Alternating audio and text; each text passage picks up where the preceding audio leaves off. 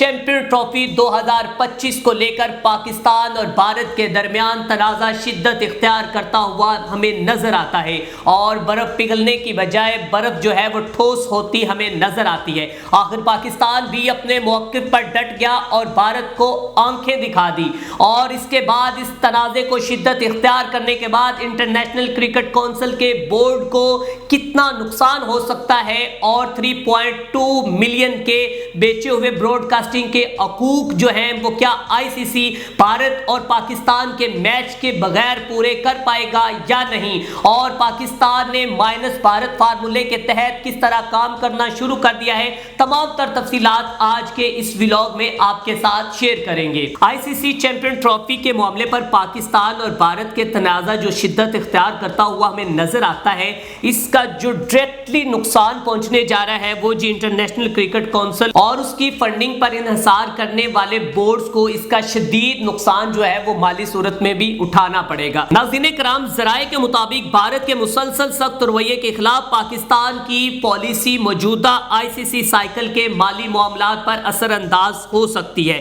بھارت کی جانب سے مسلسل پاکستان آ کر کھیلنے سے انکار کے بعد پاکستانی حکومت بھی آخر ڈٹ گئی اور معاملات درست نہ ہونے تک کسی بھی ایونٹ کے لیے ٹیم بھارت بھیجنے یا کسی اور مقام پر بھی بھارت سے میچ نہ کھیلنے کا فیصلہ ہو چکا ہے۔ کہ اب پاکستانی حکومت جو ہے وہ ڈٹ چکی ہے، انہوں نے بتا دیا ہے کہ ہم نے آپ لوگوں کے لیے نرم گوشہ جتنا دکھانا تھا وہ دکھا لیا ہے۔ ہم نے 2011 میں اپنی ٹیم وہاں پر بھیجی، ہم نے 2013-14 میں بھیجی، ہم نے 2016 کے ورلڈ کپ میں بھیجی، ہم نے 2023 کے ورلڈ کپ میں بھیجی، اور آپ لوگوں نے اپنی ہٹ درمی اپنی منافقت کس طرح دکھائی کہ آپ نے ہمارا جو ایشیا کپ تھا وہ ہائبرڈ ماڈل کے اوپر کیا۔ اب اس کے اوپر بھی بات کریں گے جی، ہائبرڈ ماڈل جو ہے وہ اگین انٹری اس میں مار سکتا ہے، اس کے اوپر بھی ہم تفصیلاً گفتگو کریں گے۔ تو پہلی تو ہمارا پوائنٹ یہ ہے جی کہ مائنس بھارت فارمولے کے اوپر جو کام ہو رہا ہے اس کو آئی سی سی کو کتنا نقصان ہو سکتا ہے۔ جی حکومت پاکستان کے فیصلے کے بعد آئی سی سی میں بھی ہلچل مچ گئی ہے، اور اس نے اندازہ ہو رہا ہے کہ پاکستانی فیصلہ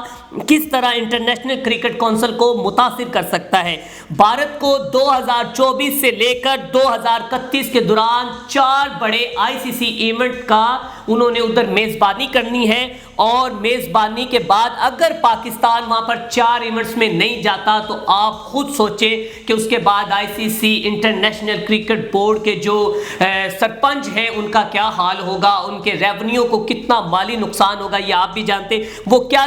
4 بڑے ایونٹس ہیں وہ آپ کے ساتھ شیئر کریں گے جی، کہ جن میں 2025 میں وومن ورلڈ کپ ہے، 2026 T20 ورلڈ کپ، 2029 یہی چیمپئنز ٹرافی دوبارہ بھارت میں ہونی ہے، اور اس کے بعد 2031 ورلڈ کپ شامل ہے۔ یہ 4 بڑے ایونٹ جو ہیں وہ بھارت کے پاس ہیں، پاکستان نہیں جاتا تو آپ خود سوچیں۔ اب پاکستان کی جانب سے ان ایونٹ سے دستبردار ہونا جو براہ راست آئی سی سی کے براڈ کاسٹنگ ریونیو پر اثر انداز ہو سکتا ہے، جو کہ آئی سی سی کے تمام رکن بورڈز کی آمدن میں تقسیم ہوتا ہے۔ جو ایک ریونیو اکٹھا ہوتا ہے وہ آئی سی سی کے تمام رکن بورڈ میں تقسیم ہوتا ہے، اور اس کا انہیں نقصان اٹھانا پڑ سکتا ہے، اور اپنی جیب سے وہ پھر یہ ادا کریں گے۔ اس کے بعد آئی سی سی نے 2023 سے 2027 تک کے براڈ کاسٹنگ حقوق 3.2 ملین ڈالرز میں فروخت کر دیے۔ مطلب کہ جو انہوں نے براڈ کاسٹنگ کے لیے جہاں پہ میچز ہو رہے ہوتے ہیں، براڈ کاسٹنگ والوں کو یہ جیسے اب کوئی بھی ہم کینٹین کسی یونیورسٹی میں یا کوئی بھی ٹھیکے پر دے دیتے ہیں کہ ہم کہتے ہیں کہ بھائی اس سال آپ نے اس کا اتنا ٹھیکہ ادا کرنا ہے، ادھر کوئی کسٹمر آئے نہ آئے، لیکن یہاں پر بات یہ ہے کہ اگر 3.2 ملین ڈالر میں فروخت کیے ہوئے جو حقوق ہیں وہ اتنے پیسے نہ ہو سکے تو یہ تو ناممکن ہے۔ اور سب سے زیادہ جو ریونیو جنریٹ ہوتا ہے وہ 60% پاکستان اور انڈیا کے میچ کا ہے۔ آپ خود اندازہ لگا لیں کہ اب آئی سی سی کی نیندیں حرام کس طرح ہونے والی ہیں۔ آئی سی سی خود کہے گا اور منہ کے بل آ کے کہے گا پاکستان کو کہ بھائی جان آپ میچ کروائیں، لیکن اس پہ شرائط یہ ہے کہ پاکستان جیسے ڈٹ کے کھڑا ہے اسی طرح ڈٹ کر کھڑا رہے، اور پاکستان اپنے جو کہ موقف پر قائم رہے۔ انٹرنیشنل کرکٹ کونسل کے ذرائع کا کہنا ہے کہ کرکٹ کے لیے پاکستان اور بھارت کا آپس میں مقابلہ بہت ضروری ہے۔ انٹرنیشنل کرکٹ کونسل کے ذرائع یہ بھی کہتے ہیں کہ پاکستان اور بھارت کے درمیان میچ کی اہمیت کا اندازہ اس امر سے لگایا جا سکتا ہے کہ آئی سی سی اس بات کو یقینی بناتا ہے کہ اس کے ہر ایونٹ میں کم از کم ایک بار پاکستان اور بھارت کا مقابلہ ضرور ہو۔ لو ناظرین کرام، یہ جی ہم نے آپ کے ساتھ तमाम तफसील जो है वो शेयर कर दी। वो तफसील ये है कि माइनस भारत फार्मूला क्या है, और अगर ये माइनस भारत फार्मूला होता है तो उसके बाद जो कि आईसीसी को कितना नुकसान बर्दाश्त करना पड़ सकता है। और हाँ, इसमें एक बड़ी बात ये है कि अगर जो पाकिस्तान अपने